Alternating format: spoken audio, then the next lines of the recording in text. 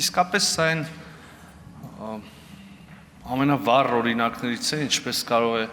խոսքը կամ փաստը աղավաղվել եւ, չգիտեմ, տրամագծորեն հակառակ լույսի ներքո ներկայացնել։ Ի պատասխան զանգվածային լրատվության միջոցի, եթե չեմ սխալվում, ազատության հարցումներ, մեզ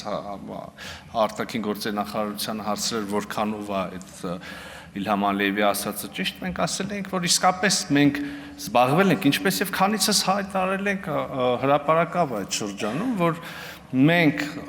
փորձում ենք հասցեագրել մեր Հայաստան-Ադրբեջան բանակցությունների շրջանակում, հասցեագրել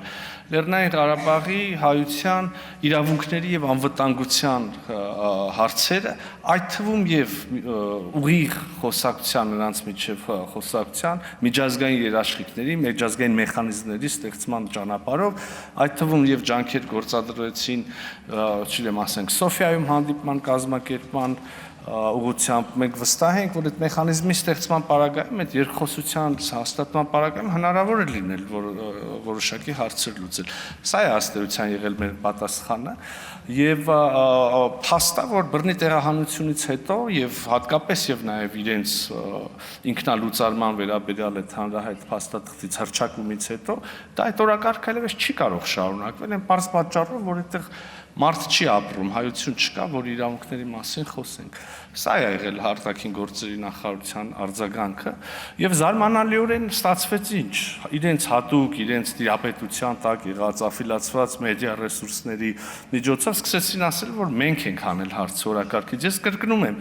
այս կառավարությունը վարչապետ Փաշինյանի գլխավորությամբ արել է ամեն ինչ, որպեսզի այդ մարդկանց իրավունքների եւ անվտանգության հարցը որևէ կերպ հասցեագրվի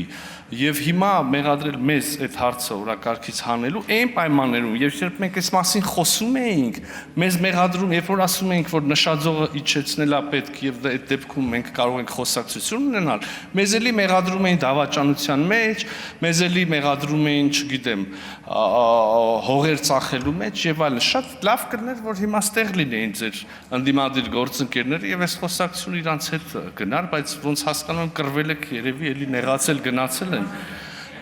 Շատ բարի դրացիական մթնոլորտում գնացել են, չեն կռվել։ Չգիտեմ ինչ, դե ասածս ինչ, այսինքն իրենք որևէ կերպ հրաժարվում էին մասնակցել այդ